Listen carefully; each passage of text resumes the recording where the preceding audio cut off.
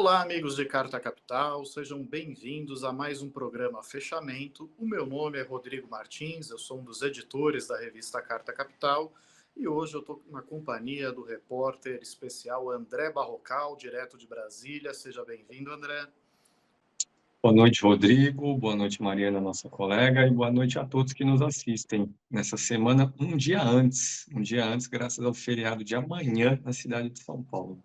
Pois é, o feriado na cidade de São Paulo atrapalha a distribuição da revista, né? É impressionante que essa capacidade de atrapalhar a distribuição da revista, uma única cidade do país, mas e por conta disso a revista fechou um dia mais cedo. E temos também, como o Barrocal anunciou, a presença da repórter Mariana Serafini, de São Paulo. Amanhã vai estar de folga, né, Mariana? Boa noite, gente. Boa noite a todo mundo que nos assiste. Também ao Rodrigo e o Barrocal. É isso, amanhã é aniversário de São Paulo, feriado. Nessa cidade que está um pouco abandonada, né? Então vamos ver como é que vai ser essa festa amanhã. Tá certo, Mário. Bom, e vamos começar aqui o nosso programa. Eu acho que já valeria a pena a gente entrar no caso Marielle Franco, que teve uma grande reviravolta essa semana, com primeiro a revelação de que Rony Lessa, né, apontado como o autor dos disparos que mataram a vereadora Marielle Franco e o seu motorista Anderson Gomes em 2018, assinou um acordo de delação premiada com a Polícia Federal. Esse acordo de delação ele aguarda ser homologado pela Justiça e, no caso, aguarda a homologação pelo Superior Tribunal de Justiça. E isso significa que algum dos denunciados por ele, algum dos acusados por ele, tem foro privilegiado, né, Barrocal? Correto, Rodrigo. E além disso, nós temos também a participação da Polícia Federal, no caso, uma participação aí que foi reforçada pelo Ministério da Justiça no atual governo, mas que tinha também já se desenhado lá em 2019 com uma intervenção da então Procuradora-Geral da República, Raquel Dodge. Pois é, e existe até uma discussão sobre quem vai tocar o caso daqui para frente, se será o Ministério Público Estadual do Rio ou o Ministério Público Federal. O STJ já tomou alguma decisão sobre isso, Barrocal? Não, ainda não, Rodrigo. Uma decisão que finalize, olha, vai ser tudo aqui nessa instância com tais e tais personagens, e não aconteceu. Talvez nós venhamos a assistir uma definição desse fato quando e se houver, de fato, uma delação premiada fechada aí pelo acusado Rony Lessa. Tá certo. Bom, então temos aí duas coisas em aberto no STJ. Primeiro, a homologação da delação de Rony Lessa, que, repito, está preso há quase 4 anos, acusado de ser o autor dos disparos que mataram Marielle Franco e seu motorista Anderson Gomes, e também a decisão de federalizar ou não esse caso. Bem, essa é a informação que temos confirmada. Mas o site Intercept Brasil, mencionando fontes ligadas à investigação, já revelou que uma das pessoas apontadas por Rony Lessa como possível mandante do crime seria o conselheiro do Tribunal de Contas do Rio de Janeiro, Domingos Brazão. Domingos Brazão, quem é essa figura? Domingos Brazão, ele teve 5 mandatos de deputado estadual no Rio de Janeiro. Durante esse período, ele colecionou várias acusações, acusação de improbidade administrativa, de compra de votos, inclusive numa área controlada por milícia, também de envolvimento, de participação ou associação com a máfia dos combustíveis do Rio de Janeiro. E em 2008, ele foi citado no relatório da CPI das milícias, que foi uma investigação que foi conduzida na Assembleia Legislativa do Rio de Janeiro e, à época, presidida pelo então deputado Marcelo Freixo, hoje presidente da Embratur. À época, Marielle Franco era uma das assessoras, né, de Marcelo Freixo. E o site Intercept, né, cogita que essa pode ser até uma das possibilidades de motivação do crime, né? De que, na verdade, aquilo poderia ser uma vingança pessoal de Domingos Brazão contra essa atuação que teve tanto Marcelo Freixo quanto Marielle Franco em acusações relacionadas a ele sobre o seu envolvimento com milícias no Rio de Janeiro.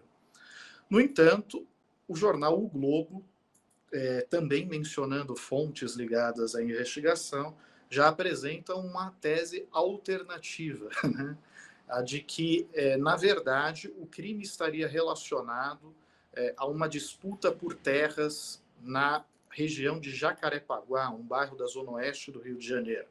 Domingos Brazão teria interesse de regularizar uma grande área para a construção de um condomínio, enquanto Marielle Franco ali defendia a criação de uma zona de interesse social no qual só poderiam ser regularizadas construções de moradias populares, né? Essa segunda tese me parece mais factível, né, Mariana? Afinal de contas, entre a CPI das milícias e o assassinato de Marielle Franco se passaram 10 anos, né? Essa segunda tese parece mais factível, até porque é uma região comandada pela milícia, né? A região oeste é onde fica o bairro Rio das Pedras, e o deputado tem uma presença forte, como você muito bem colocou, ele é de um grupo político poderoso no Rio de Janeiro, ele é muito bem estabelecido, tradicional, um político tradicional do Rio, tem uma presença nesse bairro.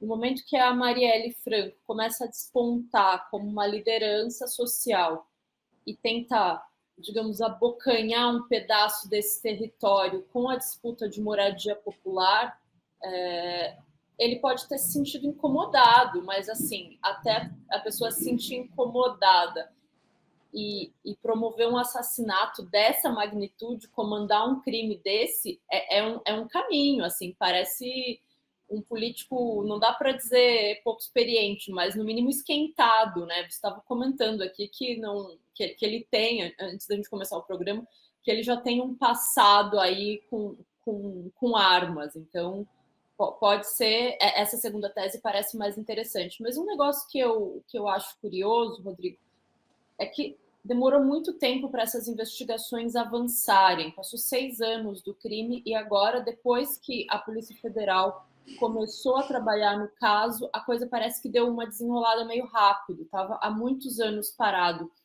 Então, a delação do Rony Lessa não traz respostas ainda, mas eu acho que ela nos permite fazer novas perguntas. Por que demorou tanto?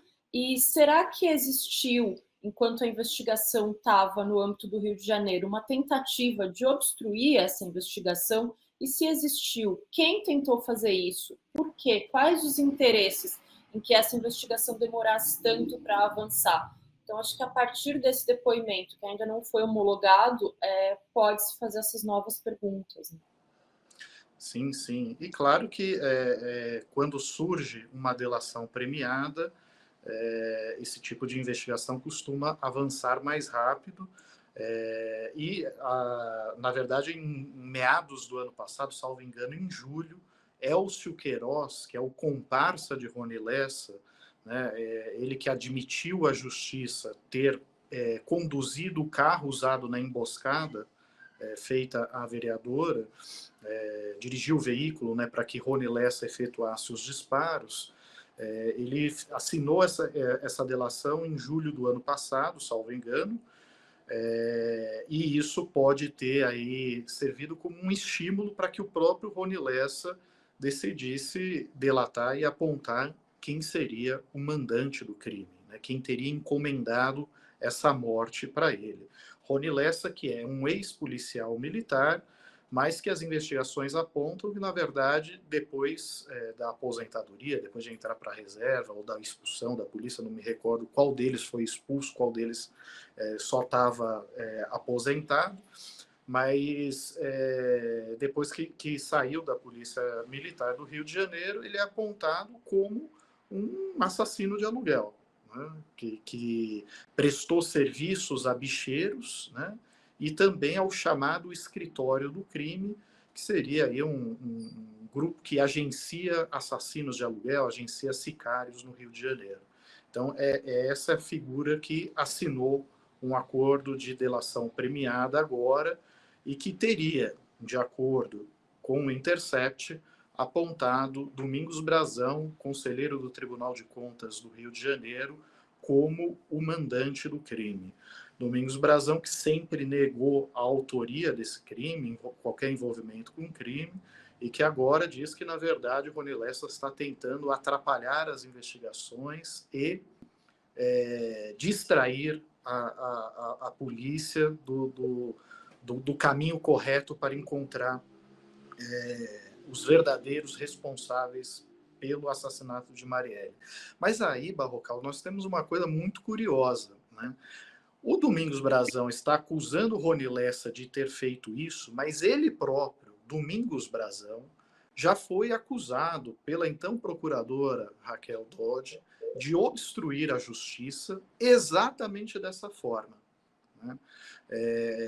Ele teria, de acordo com a denúncia que foi feita à época, ele teria solicitado a um policial federal aposentado que prestava serviços no seu gabinete do Tribunal de Contas do Estado, né, para levar um policial militar chamado Ferreirinha a depor na Polícia Federal e apontar como possíveis mandantes do crime o vereador, agora me fugiu o nome dele, sempre Marcelo Siciliano. Marcelo Siciliano, né? E o Curicica, que é um miliciano do Rio de Janeiro. E nesta oportunidade, Raquel, a Polícia Federal desconfiou dessa versão, né? E as investigações, naquele momento, já apontavam que Brazão poderia ter envolvimento com as milícias, e por conta disso, Raquel Dodge solicitou a denúncia dele por obstrução da justiça. Não conseguiu, né, Barrocal? Rodrigo, esse é um caso bastante complexo. A gente trata de um homicídio, duplo homicídio, ocorrido há 6 anos. Falamos aqui que já vai muito tempo sem o devido esclarecimento, mas eu acho interessante e importante ressaltar que o cerco está se afunilando em torno dessa figura, Domingos Brazão, como o mandante do crime, mas não é de agora. Recapitular aqui alguns fatos importantes aí para a gente entender o estado atual da coisa. No início de 2019, estamos falando de 5 anos já, o Elcio de Queiroz e o Rony Lessa foram presos, acusados por suspeita de participação no assassinato aí de Marielle Franco e Anderson Gomes. O Elcio de Queiroz seria o piloto do carro em que estava o Rony Lessa, e o Rony Lessa teria sido o autor dos disparos na direção do carro dos 2 assassinatos. Naquele mesmo início de 2019, houve também uma operação policial contra Domingos Brazão para investigá-lo por uma tentativa de obstrução, justamente o que você falou, Rodrigo, de obstrução das investigações. Ora, por que ele teria interesse em obstruir as investigações? É lícito supor que para se proteger, porque naquele momento, 5 anos atrás, e pouco menos de 1 ano do crime, ele já estava na mira. O que aconteceu depois da prisão de Elcio de Queiroz e Rony Lessa e dessa operação contra Domingos Brazão? Nós vimos um embaralhamento das investigações ou das informações que vinham a público a respeito das investigações. Esse embaralhamento ocorreu, por exemplo, você mencionou aí já, com uma delação feita por Orlando Curicica, um miliciano, que incriminava justamente um vereador chamado Marcelo Siciliano, um vereador que era rival político e, provavelmente, nos negócios ilícitos, de Domingos Brazão. Então, parece que já lá atrás, 5 anos atrás, o acusado e seus, aí, quem sabe, comparsas, trabalhavam para melar as investigações. Em 2021, foi assassinado aquele que teria sido o autor da mensagem de que o assassinato de Marielle Franco deveria ocorrer, ou seja, o pombo-correio entre o mandante e o autor dos disparos. Quem disse que isso aconteceu? Que havia esse pombo-correio? Elcio de Queiroz, na delação premiada, selada e oficializada na Justiça em julho do ano passado. Quer dizer, tivemos aí a incriminação de um outro personagem e o assassinato daquele que conhecia a autoria do mandante, porque foi quem levou, na versão de Elcio de Queiroz, até os assassinos, no caso Rony Lessa, a encomenda, olha, fulano pediu para você matar a Marielle. Então, temos esse embaralhamento, né? E temos também a pista que leva até Domingos Brazão há pelo menos 5 anos. Então, o que a gente viu de um ano para cá, com a entrada da Polícia Federal de forma mais firme nessa investigação, por determinação do ministro da Justiça, ainda hoje no cargo, Flávio Dino, foi que o processo se acelerou e aparentemente foi depurado o terreno para tirar do caminho pistas falsas. E some-se a isso, possivelmente, um esforço de policiais federais experientes para quebrar um pacto de silêncio existente entre os investigados. Que veja só, o Elcio de Queiroz selou uma delação premiada depois de 4 anos de prisão. Ele foi preso em fevereiro de 19 e selou uma delação em julho de 23. E, possivelmente, também é uma conclusão plausível, foi essa delação do Elcio de Queiroz que levou Rony Lessa a iniciar a negociação de uma delação própria. A gente não pode falar ainda que a delação existe. Primeiro, por uma razão formal, ela existirá depois que a justiça for acionada para dizer, ó, tá tudo ok, cele-se a delação. E também por uma outra razão, a Polícia Federal veio a público essa semana para dizer, não existe uma delação. Claro que existe, até o momento, são negociações. Então, Rodrigo, esse é o... Tentei aqui explicar rapidamente, é uma história confusa, cheia de personagens, já tem muito tempo. Tentei explicar aqui para quem nos assiste, o mínimo para se situar nesse momento e entender os próximos passos. Tá certo, Barrocal. E temos aqui algumas dúvidas já que foram encaminhadas. Gisele Saviani pergunta, será que vão finalmente prender o assassino de Marielle? Então, Gisele, eu acho que agora a gente tem um caminho mais consistente para isso. Rodrigo, se você me permite, desculpa interromper, o provável, ou melhor, o alegado assassino já está preso. O assassino, o executor, gatilho é Rony Lessa. Os executores do crime já estão presos. Sim. Né? Tanto falta o Elcio chegar Queiroz, ao mandante. Estamos exatamente. falando aqui do mandante. Estamos falando, mas eu imagino que ela se referiu a isso, né?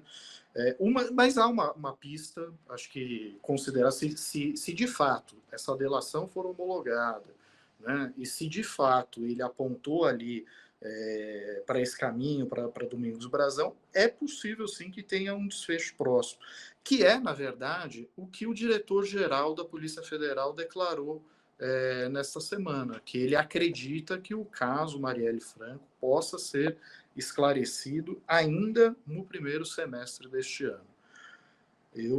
Primeiro trimestre, perdão. Trimestre. Primeiro trimestre, exatamente, Trimestre. primeiro tri. Então, ou seja, assim, até março, que seria justamente o mês de aniversário macabro, né, do assassinato de Marielle e Anderson Gomes. Então, assim, eu acho que o diretor da Polícia Federal não se arriscaria numa previsão tão otimista assim, né, se não tivesse ali alguma garantia de que efetivamente tem condições de esclarecer esse caso num prazo tão curto, né? Carlos Almeida pergunta, Rio das Pedras fica perto da Vivendas da Barra? Carlos, ambos ficam na zona oeste do Rio de Janeiro, mas até onde eu saiba, Rio das Pedras é um bairro mais afastado. Acho que tem pelo menos aí uns 10 quilômetros de distância entre a Barra da Tijuca, que é onde fica o condomínio Vivendas da Barra, e Rio das Pedras. Tatiana Nascimento, o escritório do crime agencia matadores, é como um Uber de matadores. Mariana, não deixa de ter alguma similaridade, né? Você entra em contato com o escritório do crime, apresenta a sua demanda e eles escalam um sicário para executar esse trabalho. Ao que demonstram as investigações, é mais ou menos assim que a coisa acontece. Mas eu não sei se é exatamente desse jeito, até porque, no caso do Rony Lessa, por exemplo, ele trabalhou por muito tempo fazendo a segurança de um bicheiro, né? Acho que do filho do Castor de Andrade, Barrocal. Rodrigo, não sei dizer nesse momento quem é o bicheiro em questão. Salvo engano, é o Rogério Andrade. E, inclusive, ele teria perdido a perna, né, num atentado que foi feito contra o Rogério Andrade, né, e ele estava lá fazendo a guarda, a segurança deste bicheiro. E o Kaká acaba de me confirmar que sim, é Rogério Andrade, filho do Castor, né? Então, o Castor sofreu um atentado, ele estava lá de guarda-costas, foi nesse momento em que ele acabou sofrendo um ferimento que comprometeu a sua perna, né? Ele anda mancando, tal, com prótese, por isso ele precisava de um motorista que enfim, que o conduzisse até a emboscada, né? Mas depois disso também, o que os investigadores apontam é que ele teria cometido vários crimes a serviço de milicianos e desse tal de escritório do crime, que seria uma espécie de consórcio aí de sicários que presta serviço para esse tipo de gente. E o Hermes também pergunta, onde entra o clã nessa sujeira toda?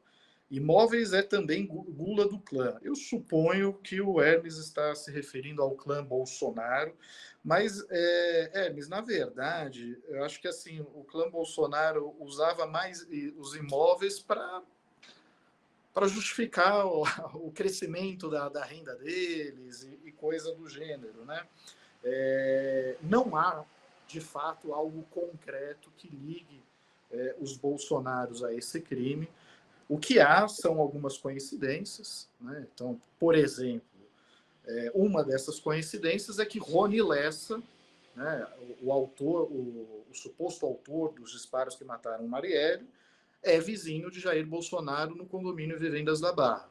Outra coincidência é que Elcio Queiroz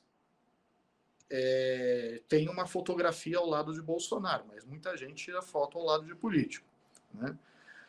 E há outras coincidências que aí eu considero um pouco mais graves, que é, por exemplo, o Flávio Bolsonaro, filho 01 do presidente, ele já prestou homenagens, algumas vezes, inclusive concedeu a medalha Tiradentes, que é uma condecoração, uma honraria da Assembleia Legislativa do Rio de Janeiro, para Adriano da Nóbrega, que é um miliciano da região de Rio das Pedras, né, com ligação com o escritório do crime e que seria aí um dos parceiros dessa turma, né? Então, o que a gente pode dizer, Barrocal, no máximo, é que Bolsonaro teria boas relações com milicianos, mas daí a dizer que há algo concreto que o ligue a esse crime é demais, né? Concordo, Rodrigo. Politicamente, o clã Bolsonaro, em sua atuação no Rio de Janeiro, isso tudo antes de Jair chegar à presidência, sempre defendeu milicianos, através de homenagens, através de discursos. Acredito, por tudo que sabemos hoje, que o clã Bolsonaro tem simpatia pelo modo de segurança pública via milícias. O que não significa dizer que, nesse caso concreto do assassinato de Marielle Franco, haja envolvimento de qualquer um dos integrantes do clã Bolsonaro. Mas já que o clã apareceu aqui, se você me permite, Rodrigo, Claro. fazer aqui um comentário. Hoje, primeiro um relato, né? Hoje, Jair Bolsonaro, nas redes sociais, publicou aqui um comentário enigmático. Enigmático. Enigmático. Ele diz assim: as próximas semanas poderão ser decisivas. Vivemos momentos difíceis, de muitas dores e incertezas. Aí ele cita, entre aspas, alguém aqui, não botou nome, mas a ideia dessa citação é a seguinte: quando querem que você olhe para um lado, é porque outra coisa vai acontecer do outro lado. Que parece, nesse contexto de hoje, que essa mensagem, essa postagem significa? Que Bolsonaro está com medo. Bolsonaro está com medo. Olha, estão falando agora de Marielle Franco, mas já vão chegar até mim nessas acusações todas aí, quanto a 8 de janeiro, quanto a joias. Volta e meia aqui em Brasília, quem comente, entre deputados do PT, por exemplo, que Bolsonaro vai ser preso esse ano. Vai ser preso em caráter preventivo em razão das investigações que existem contra ele em várias frentes, investigações conduzidas pela Polícia Federal no âmbito de inquéritos existentes no Supremo Tribunal Federal, e que agora que nós temos um novo Procurador-Geral da República, que não é um bolsonarista, pode sim, esse conjunto de investigações ter aí algum tipo de aceleração, né? E quem sabe a gente vê aí, de fato, um pedido de prisão, algo mais duro em relação ao ex-presidente Bolsonaro. Tá certo. E a Adélia diz que Lessa também foi o homem que recuperou uma arma e uma moto de Jair quando foi assaltado. Adélia, essa informação eu desconheço. Você sabe de algo disso, Mariana? Não, né? Lembro Barrocal? desse episódio, Rodrigo, próprio Jair Bolsonaro, certa vez em uma entrevista, salvo engano, ao programa Roda Viva, contou esse episódio, não a entrevista, o episódio que ele relatou é dos anos 1990, e o que ele disse é, olha, roubaram a minha moto e dias depois aí ela foi recuperada e tal. Ele deu a entender, ao relatar esse fato, que ele tinha conexões aí com o submundo aí, da segurança pública do Rio de Janeiro, com policiais, e graças a essas relações a moto dele apareceu. Agora, se quem recuperou a moto de Jair Bolsonaro era Rony Lessa, não sei dizer. Eu também não. E a Adélia também pergunta o seguinte: esse vazamento da delação não prejudica o andamento das investigações, já que tem off infiltrado nessas diligências e tal? Adélia, na verdade, o que eu vi foi uma manifestação de familiares de Marielle Franco, inclusive a sua companheira, né, a viúva de Marielle Franco, dizendo que elas não ficaram satisfeitas de saber pelos jornais que Lessa fez uma delação e que o suspeito seria fulano, porque elas acreditam, ela em particular, e familiares, amigos de Marielle, acreditam que essa investigação deve ser tratada com mais seriedade, até para não despertar alerta, né, em possíveis responsáveis pelo crime, né? E assegurar também a proteção necessária aí de quem delatou, né, de quem pode ter informações que sejam relevantes para o caso. Então, o que eu posso responder é que a família de Marielle tem essa preocupação. Né? No entanto, eu não posso recriminar os meus colegas de ter publicizado que existe uma negociação de uma delação em curso, que ela está no Superior Tribunal de Justiça, e, enfim, se as fontes do Intercept forem seguras, uma dessas pessoas que podem ser incriminadas é Domingos Brazão, conselheiro do Tribunal de Contas do Rio de Janeiro, que, repito, nega qualquer participação, qualquer envolvimento nesse crime. E o seu advogado, também é importante frisar, diz que até o momento não foi comunicado de qualquer menção ao nome do seu cliente em alguma delação. Mari? A viúva da Marielle Franco, a Mônica Benício, logo depois que saiu essa notícia sobre a delação do Rony Lessa, também manifestou um certo entusiasmo ela acredita que a resolução do caso Marielle, ou pelo menos o avançar dessa investigação, se aprofundando nesse submundo do crime no Rio de Janeiro, pode vir a revelar coisas sobre esse submundo do Rio de Janeiro, porque o Rio de Janeiro está, de fato, sem controle na mão do crime organizado. E a Mônica Benício acredita que nesse andar da carruagem pode-se caminhar para uma estabilização, digamos assim, da segurança pública no Rio, que ao encontrar esse mandante do crime da Marielle, seria possível destrinchar uma rede maior do crime organizado. Então, ela manifestou um certo entusiasmo com isso, mas, de fato, tanto ela quanto a irmã da Marielle Franco, a ministra Marielle Franco, ficaram bastante preocupadas com essas informações serem divulgadas de forma um pouco precipitada, digamos assim. Pois é. Aliás, antes de começar o programa, eu estava até comentando com a Mariana sobre as duas versões, né, de possíveis motivações. Uma de uma vingança contra o Freixo, pela CPI das milícias e tal, e outra essa que é apresentada pelo jornal O Globo, de que envolveria uma disputa imobiliária, né, na qual a Marielle estaria criando embaraços ali para regularização de um condomínio que seria do interesse de Domingos Brazão. E aí a Mari virou e falou assim, nossa, mas isso seria motivo suficiente, né, para a pessoa ordenar a execução de uma vereadora e tal? Então, aí é que tá, a gente precisa entender melhor como funcionam os meandros desse crime organizado do Rio de Janeiro. Porque quando você olha para o passado de Domingos Brazão, olha só alguns fatos, né? Quando ele tinha 22 anos de idade, ele matou o vizinho, que, de acordo com ele, foi lá afrontar sua família na porta de casa. O judiciário deu razão para ele teve o chamado excludente de ilicitude por ter agido em legítima defesa. Mas o fato é que ele portava uma arma e o vizinho morreu, né? Ao longo desses 5 mandatos dele, ele enfrentou várias acusações de improbidade, de compra de votos em área de milícia, né, de associação com a máfia dos combustíveis.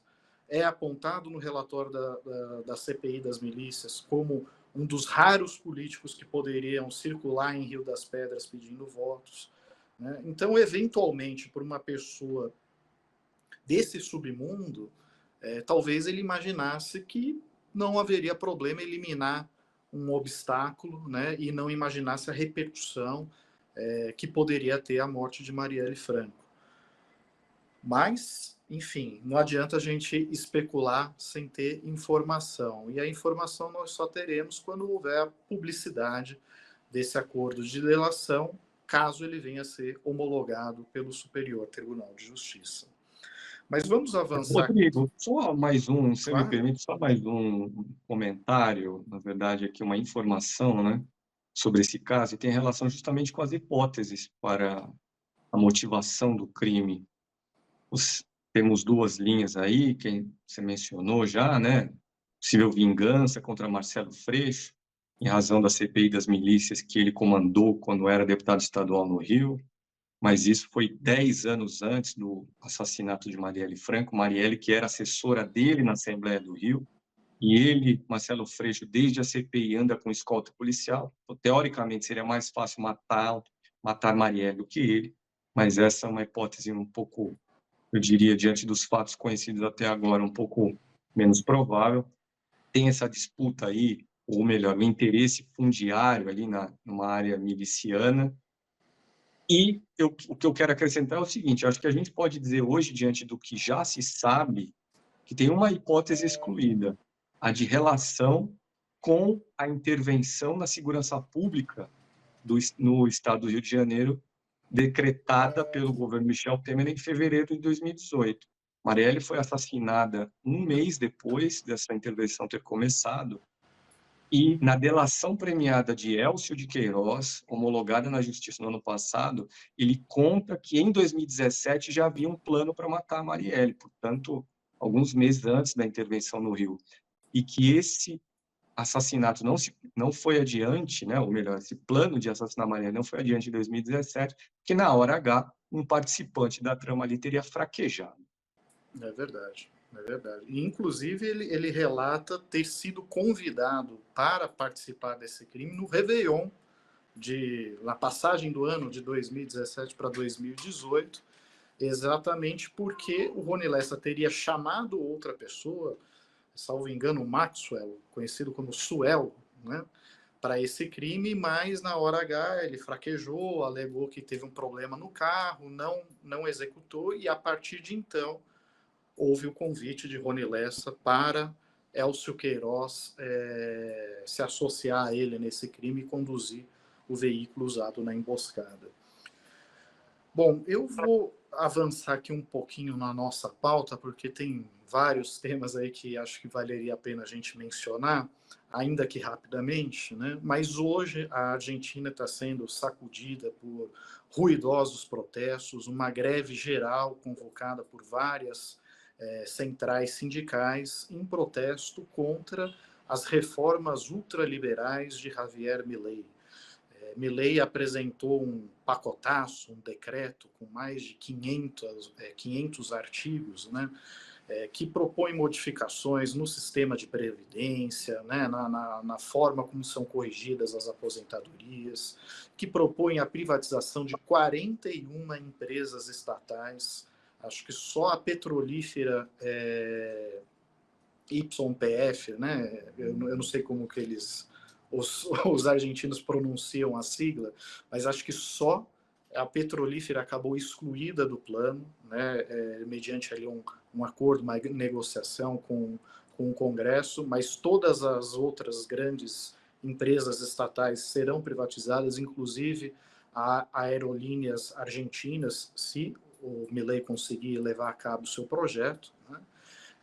Tem modificações na legislação eleitoral, tem modificações na legislação ambiental e até mesmo no fomento à cultura.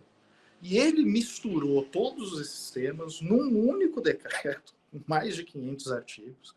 Não por acaso a lei dele acabou sendo batizada de lei ônibus, porque carrega todo mundo, né Mariana?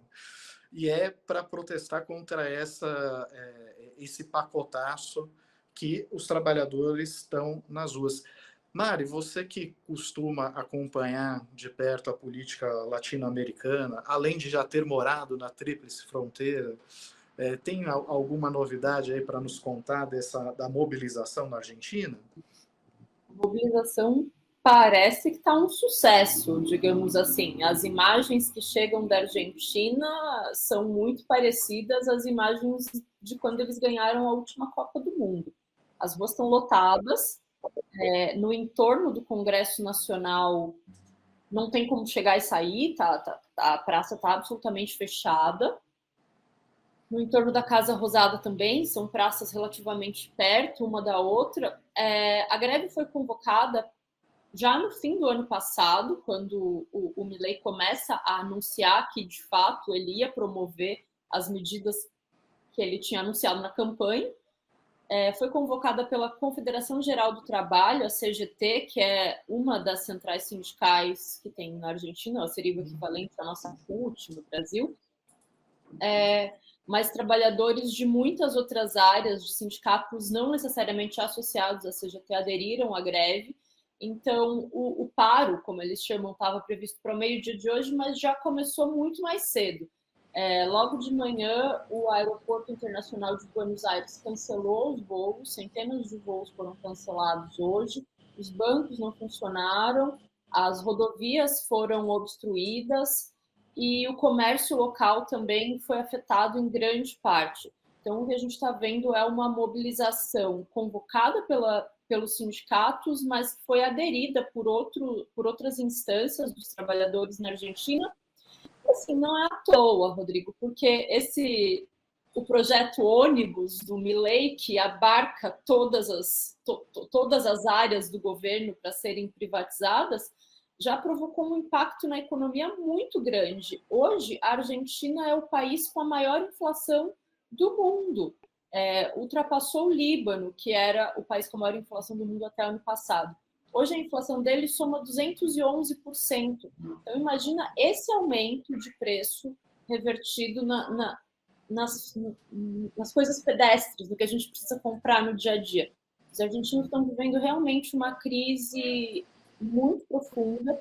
Não que isso seja novidade para eles, né? A gente sabe que a economia argentina é muito instável, mas eles estão vivendo um momento de ameaça econômica muito forte. É curioso, você falou, né? Eu sou da fronteira, Paraguai, Argentina e Brasil. E agora, no fim do governo Fernandes, a Argentina estava numa crise econômica, mas diferente, e as coisas estavam custando, apesar de caras em pesos para os argentinos, muito baratas em relação às outras moedas, por decorrência do câmbio do peso em relação ao dólar. Então, uma coisa que sempre foi muito comum na fronteira é os argentinos viajarem para o Paraguai, como os brasileiros também fazem, para fazer compras. E aí, agora, no fim do governo Fernandes, os jornais locais estavam fazendo muito esse tipo de reportagem, que a Argentina tinha virado o Paraguai dos paraguaios, porque estava tão barato comprar na Argentina que estava acontecendo um movimento contrário. Os paraguaios indo para a Argentina para abastecer o carro, para comprar vinho, para comprar carne, enfim. Foram a forra. Foram a forra. E agora, infelizmente, acabou a festa dos paraguaios, não está mais sendo possível atravessar a fronteira para fazer compras a um baixo preço. Então, a gente ainda não tem como saber qual é o resultado dessa greve, até porque as pessoas ainda estão na manifestação.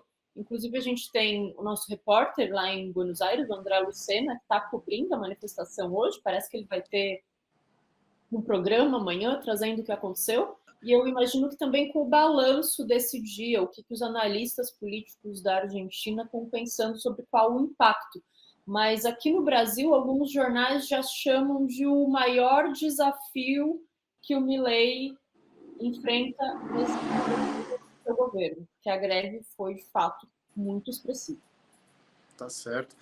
De fato, o André Lucena está em Buenos Aires, está acompanhando as manifestações. Era até para a gente fazer um link com ele agora, mas a gente está com um problema na conexão e, além disso, ele está bem no meio da muvuca. Então, ele teria que sair de lá para poder conversar conosco ou puxar algum entrevistado para falar.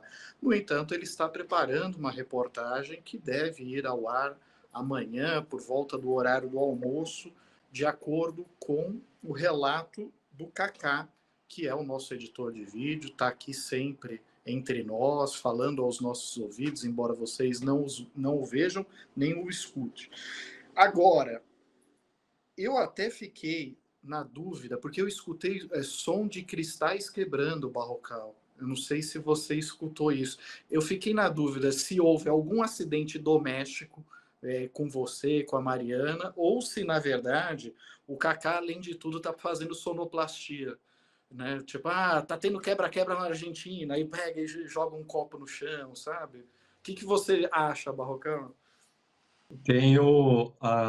Para mim, é um mistério do jeito que você descreveu. Ouviu o referido barulho, não sei de onde veio, e se for uma sonoplastia do Kaká, terá sido bem-vinda. Adoro a sonoplastia do podcast Medo e Delírio em Brasília. Tá Me divirto certo. muito. Tá certo. Tem algum aspecto que você gostaria de destacar da Argentina, Barrocal? Eu acho que, assim, uma coisa que é importante pontuar é que a situação econômica e social da Argentina já estava muito grave com Alberto Fernandes, né? Só que a inflação, no momento em que ele entrega as chaves do seu governo, salvo engano, girava em torno de 120% ao ano, que é uma taxa altíssima, mas que, como a Mariana lembrou agora, já está ultrapassando 200%. E a população, acho que botou muita fé nessa aposta ultraliberal, sem se dar conta de que uma das primeiras ações do governo foi, por exemplo, reduzir os benefícios sociais pagos à população mais pobre, né, Barrocal?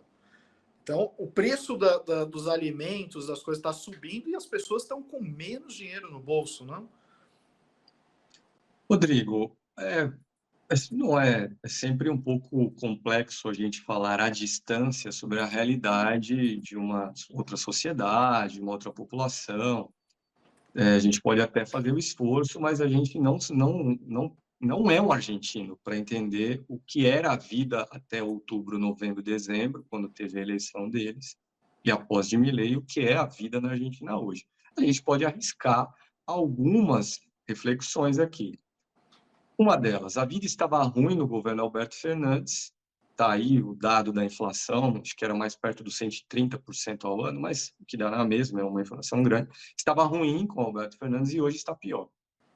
Agora, a população elegeu um governo contrário ao de Alberto Fernandes porque queria uma mudança. E não votou novamente num candidato peronista porque antes de Alberto Fernandes também tinha havido 2 governos para trás de Alberto Fernandes, tinha havido um outro governo peronista, que era o de Cristina Kirchner. E também não votou na direita tradicional, Maurício Macri era o presidente pré-Alberto Fernandes, porque também no governo Maurício Macri a vida econômica não melhorou. Então, o eleitor argentino queria uma mudança e, por isso, votou em Javier Milei, mas talvez não tivesse noção do que seria a implementação na prática daquilo que Javier Milei propunha. A materialização das propostas dele está em um grande decreto e em uma grande lei proposta ao contrário, a proposta ao Congresso, que basicamente vão fazer o seguinte: ele acha que o Estado argentino gasta muito, vamos cortar gasto social, investimentos, subsídios. Essa é uma das dimensões do pacote dele. O Estado gasta mais, vamos privatizar. Ele tirou a petroleira aí nas últimas horas do pacote privatizador, mas outras empresas estatais vão ser privatizadas.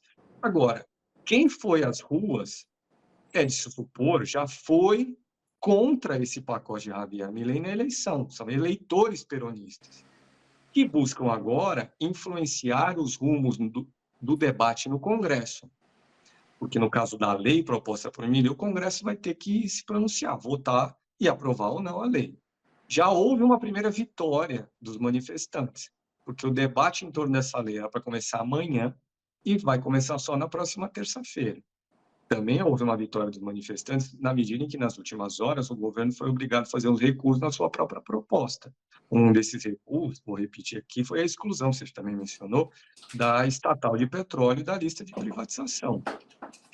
E esse, para terminar aqui, eu acho que o resultado disso que a gente tem visto agora será decisivo para o futuro do governo Milei, que chegou ao poder com uma proposta, se não conseguir implementá-la, e se não conseguir implementá-la por resistência das ruas, esse governo Milei vai ser um pato manco durante 4 anos.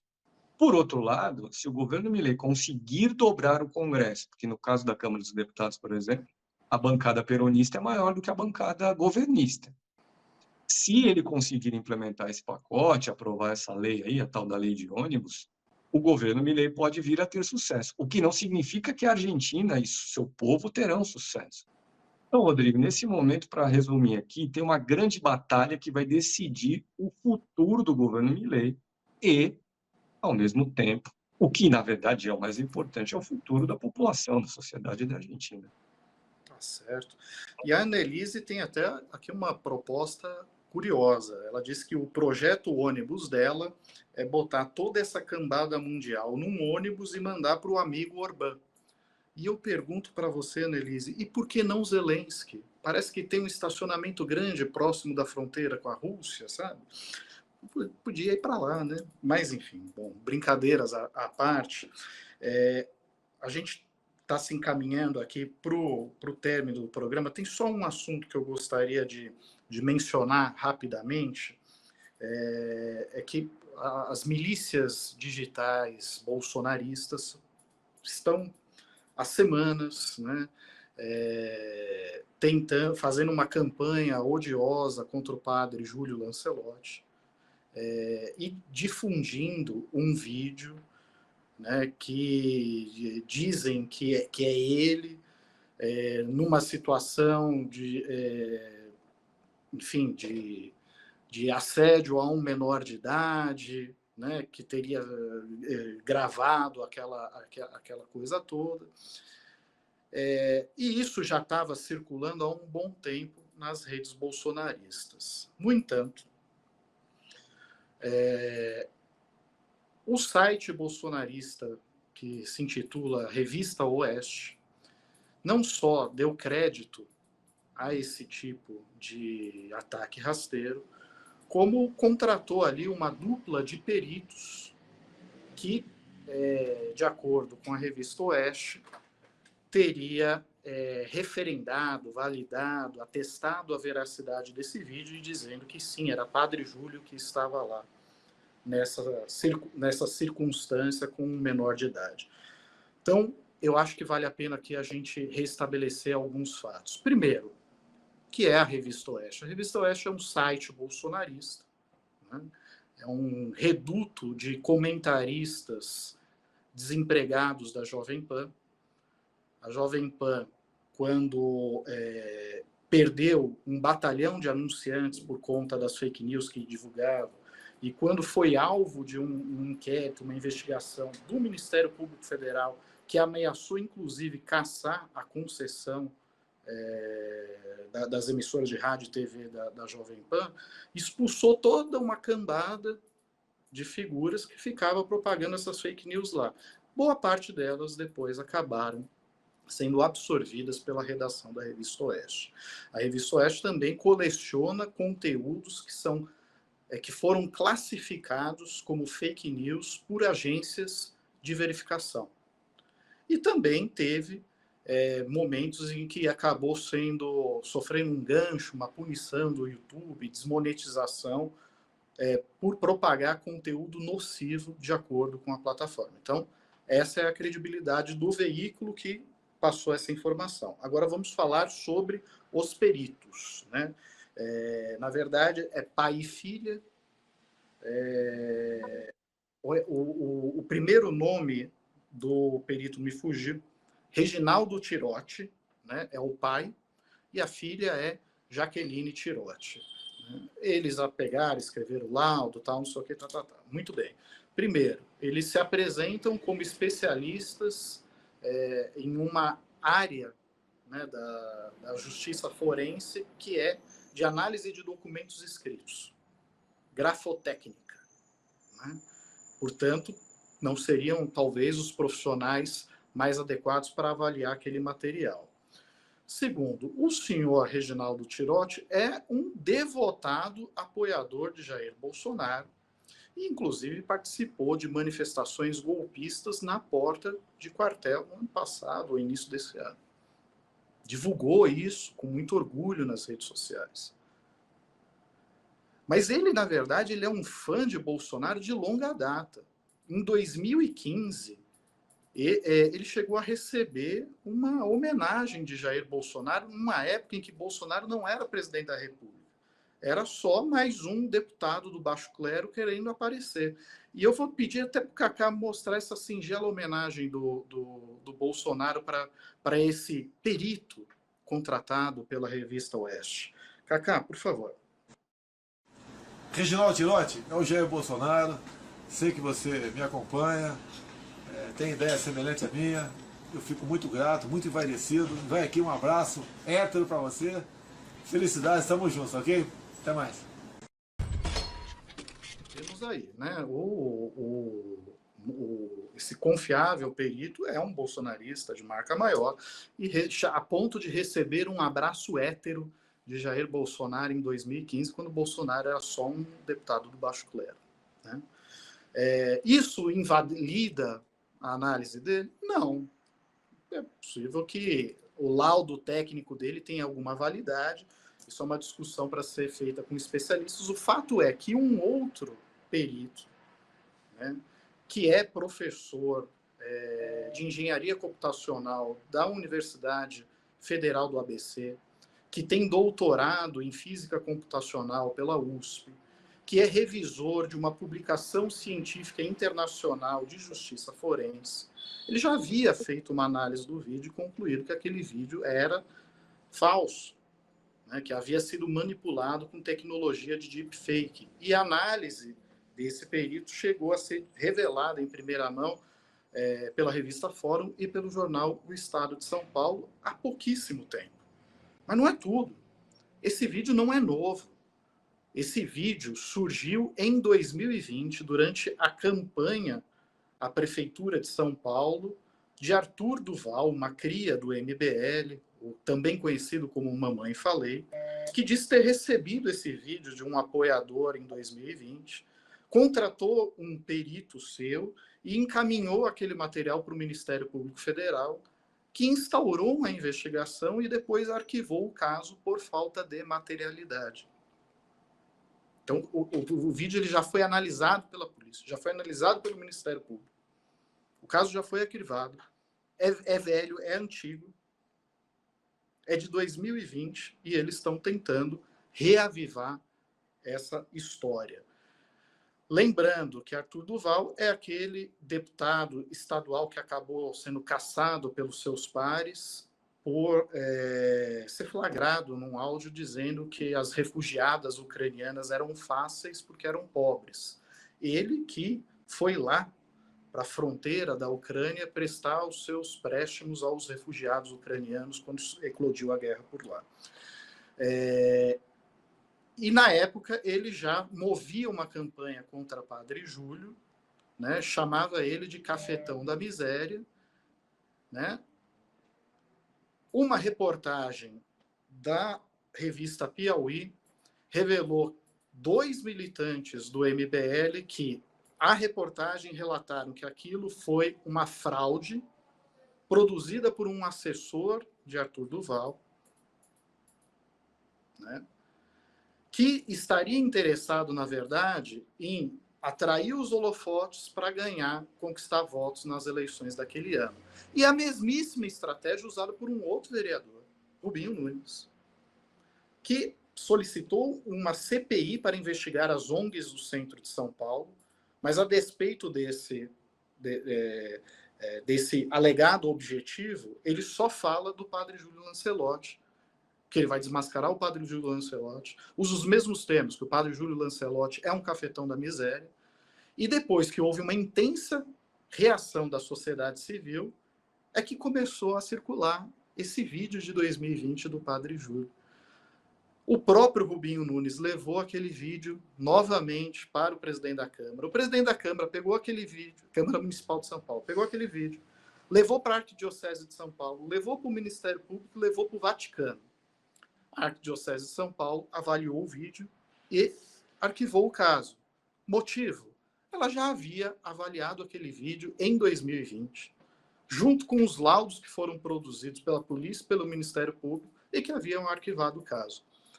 Então, só para restabelecer a verdade, já que nós não temos mais o finado Manda no Zap, né, que era dedicado a desmentir esse tipo de coisa, mas pela gravidade da situação, acho que vale a pena mostrar, né, o perfil desse perito que diz o que disse, da revista que publicou isso com grande estardalhaço e que cobra, né, uma investigação desse caso. Lembrar todo esse histórico, acho que é importante. Vamos nos encaminhar, então, aqui para as considerações finais. Barrocal, se você quiser comentar algo da sua reportagem da semana, fique à vontade. Se quiser tratar de outro assunto, idem. E também, se quiser apresentar o seu convidado no Poder em Pauta, o momento é seu. Começo por dizer que, nesse momento, se há alguma sonoplastia ao alcance dos ouvidos de quem nos assiste, é sim a partir da minha casa, porque aqui em Brasília chove bastante nesse momento. O som da chuva está vazando para aqui na nossa live. Cacá, providencie um barulho de chuva, por favor. Muito bem. Bom, para terminar, primeiro, 2 temas. Eu queria destacar a nossa capa. Hoje a gente fez mais uma edição de Carta Capital não iremos fazê-la amanhã, quinta-feira, o dia tradicional, em função do feriado na cidade de São Paulo, falamos disso no início do programa, e a nossa capa traz um assunto interessante aí, que é esse desejo dos nossos pastores de sempre buscarem um paraíso fiscal na Terra, no caso aqui no Brasil. Uma matéria aí interessante do nosso colega Maurício Tuzon, lá do Rio de Janeiro. Destaco também, um segundo tema, essa semana saiu a primeira pesquisa de avaliação do governo Lula no ano de 2024, e a aprovação ao presidente está mais ou menos na casa de 55%, e a desaprovação na casa dos 40%, um cenário parecido com o do final do ano passado. Essa pesquisa que eu me refiro foi encomendada pela Confederação Nacional do Transporte, a CNT, e quem fez foi o Instituto de Pesquisa MDA. E essa mesma pesquisa mostra que a avaliação positiva do governo Lula, deixa eu ver aqui para não falar bobagem, a avaliação positiva do governo Lula está em 42%, e aqueles que acham o governo regular, ou ruim, ou péssimo, regular de um lado, ruim e péssimo do outro, empatam em 28%. E para terminar, então, eu chamo aqui as pessoas que nos assistem nesse momento para que venham ao canal de Carta Capital sexta-feira, às 15h, para o programa Poder em Pauta, que nessa semana entrevistará o Wallace Moreira, ele que é o secretário de Desenvolvimento Industrial, Inovação, Comércio e Serviços do Ministério do Desenvolvimento, e vai ser uma entrevista sobre a política industrial lançada pelo governo Lula na última segunda-feira. Aí um pacote com em torno de 300 bilhões de reais para até 2026, com o objetivo aí de melhorar a qualidade da nossa economia, porque a indústria é um setor mais qualificado do que o comércio, do que os serviços e também do que a agricultura, o que, se vier a ocorrer, vai ser bom para o conjunto da população brasileira. A indústria, por exemplo, gera empregos de salários mais elevados. Então é isso, Rodrigo. 15h, 15h, na sexta-feira, Poder em Pauta, sobre política industrial, com o secretário Wallace Moreira. Tá certo, Barrocal. E o Barrocal, modesto, não fez propaganda da sua própria matéria, mas eu faço. Leia a reportagem de Barrocal nesta semana. Ele trata da política indigenista do governo Lula, do que, enfim, de várias nuances, né, da ministra Sônia Guajajara, enfim, vale muito a pena vocês conferirem. Quem é assinante da carta já deve ter esse material disponível online na noite de hoje, e quem não for pode se dirigir à banca mais próxima e comprar, ou fazer assinatura de Carta Capital e contribuir para o nosso jornalismo, a sobrevivência da nossa equipe e do trabalho que a gente desenvolve. Mari, agora é contigo.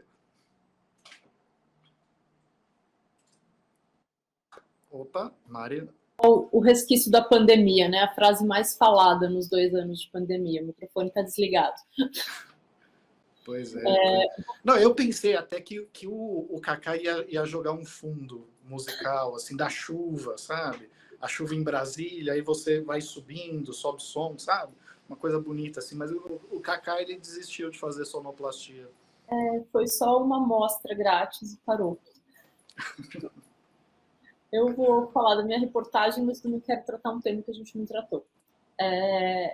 Eu escrevi essa semana sobre uma situação muito grave que o Brasil está vivendo, meio que sem perceber. Nós estamos nos encaminhando para um apagão de professores. Mas o que é isso?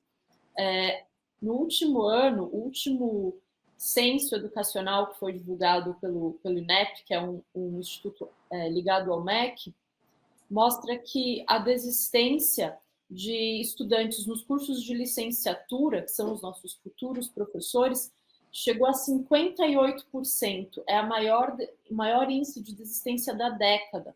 Se continuar nesse ritmo, pode ser que até 2040 a gente não tenha mais professores para atender a demanda da rede básica.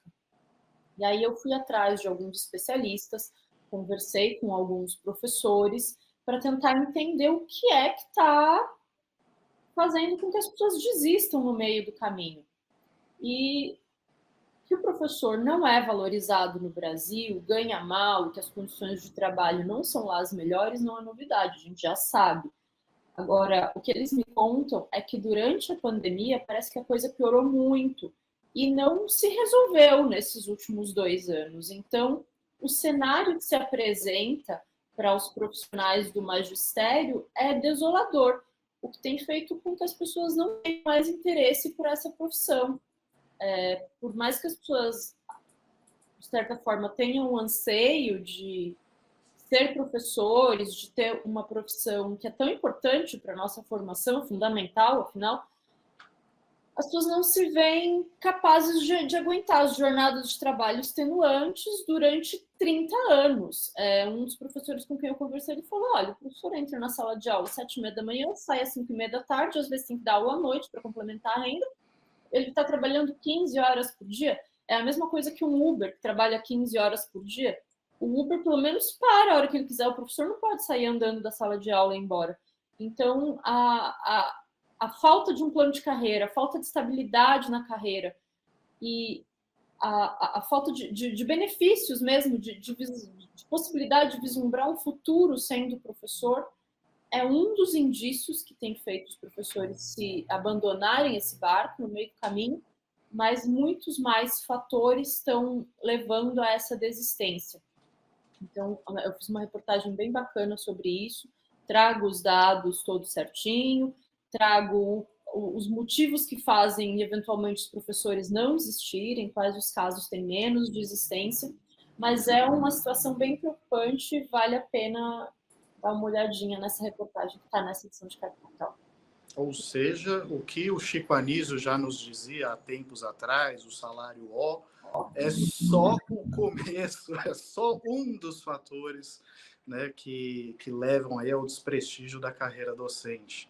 Mas continue, Mariana. E, por fim, eu queria falar sobre a questão palestina. Tem sido meu monotema, né, aqui no fim do programa sempre, mas tem uma novidade interessante. Agora, na sexta-feira, a Corte Internacional de Haia vai emitir o seu primeiro veredito sobre a denúncia que foi feita pela África do Sul. A África do Sul preparou uma denúncia robusta, apresentou à Corte Internacional denunciando o Estado de Israel por genocídio, pelo crime de genocídio. O Brasil, inclusive, foi um dos países que apoiou essa denúncia. E segundo a denúncia da África do Sul, o que Israel está fazendo ao longo desses mais de 100 dias de bombardeio contra o povo palestino configura crime de genocídio porque viola a convenção que foi assinada em 1948, depois do Holocausto, depois do fim da Segunda Guerra Mundial. Então, o nível de atrocidade, as barbaridades dos crimes que estão sendo cometidos por Israel ao longo desses 100 dias levou a África do Sul a se reunir com outros países, a apresentar essa denúncia, e agora a Corte vai se pronunciar sobre a denúncia na sexta-feira. E uma das coisas que podem acontecer é a Corte pedir para que a guerra seja interrompida. A Corte tem competência para ordenar a interrupção dos ataques contra a faixa de Gaza e contra a Cisjordânia. Então, é um tema muito importante que eu acho que a gente precisa ficar de olho e ver o que vai acontecer, porque pode ser um cessar-fogo humanitário, um cessar-fogo temporário, mas uma esperança de que essa situação se encaminhe para uma resolução, porque o que a gente está vendo é uma barbaridade de fato acontecendo, já são milhares e milhares de pessoas mortas, jornalistas já morreram mais de 100, muitos deles durante o exercício da profissão, usando o colete onde se identificam como jornalistas. Então parece que de fato Israel perdeu a mão aí nesse combate ao ataque que foi executado pelo Hamas lá atrás, ainda em setembro. Inclusive, nessa denúncia, a África do Sul coloca esse ataque também como algo que precisa ser investigado, mas destaca que nenhum ataque, nenhuma violência contra um país justifica você violar o acordo que foi assinado em 1948 pelos países pós-Segunda Guerra Mundial, porque a gente não pode, em pleno século XXI, permitir que um novo Holocausto seja perpetrado. Então, pode ser um avanço nesse caso e pode ser um veredito pelo fim da guerra, vamos ver. Tá certo, Mariana.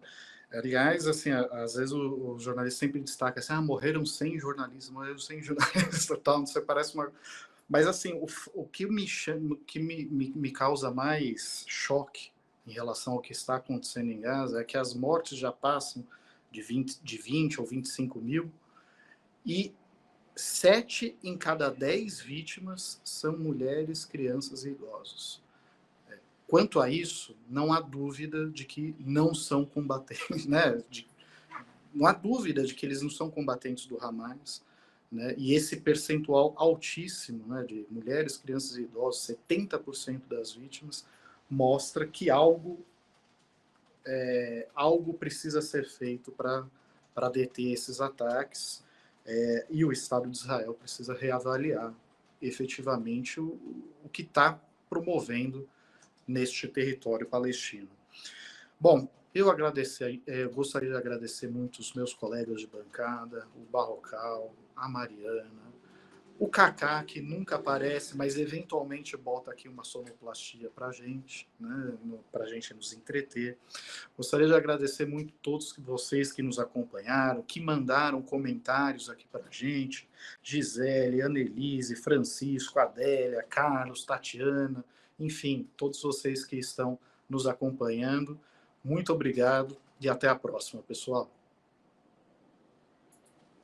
Já notou como os jornais de maior circulação do Brasil estão sempre unidos na defesa de pautas como controle de gastos públicos, Banco Central independente e a firme oposição a qualquer iniciativa para taxar os 10% mais ricos, aqueles que abocanham 60% da renda nacional? Pois é, esse monocórdio discurso único da mídia tem raízes profundas. Somente 5 famílias controlavam metade dos veículos de comunicação de maior audiência do país em 2017, segundo a ONG Repórteres Sem Fronteiras. E o pior, essa concentração está aumentando com a compra de grupos de mídia por bancos e corretoras. Agora, refresque a memória. Você lembra qual foi a primeira publicação a denunciar os abusos da Lava Jato, muito antes do vazamento daquelas conversas que comprovaram o conluio do juiz Sérgio Moro com procuradores da República para prender Lula? Recorda-se de quem desde o primeiro momento denunciou que o impeachment de Dilma Rousseff era um golpe? Nadar contra a corrente sempre foi a nossa especialidade, mas também nos cobra um preço alto. Carta Capital sofreu boicote sistemático dos governos Temer e Bolsonaro, inclusive com pressões para que grandes empresas deixassem de anunciar na revista. Só sobrevivemos nesse período graças à inestimável contribuição dos nossos assinantes e apoiadores individuais, trabalhadores como eu e você que ainda sonham com um país mais democrático, justo e inclusivo. Somos muito gratos a todos que nos apoiaram nesse momento.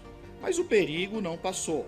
A concentração do mercado publicitário nas chamadas Big Techs tem ferido de morte veículos com estrutura bem mais robusta do que a nossa. Imaginem o impacto desse fenômeno em quem nunca pôde contar com o apoio de grandes empresas e grupos financeiros.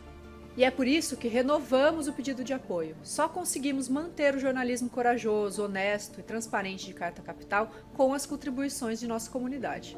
Não adianta criticar a mídia corporativa e não apoiar quem sempre esteve ao lado da democracia, da diversidade e dos direitos humanos. Faça sua parte. Contribua com Carta Capital.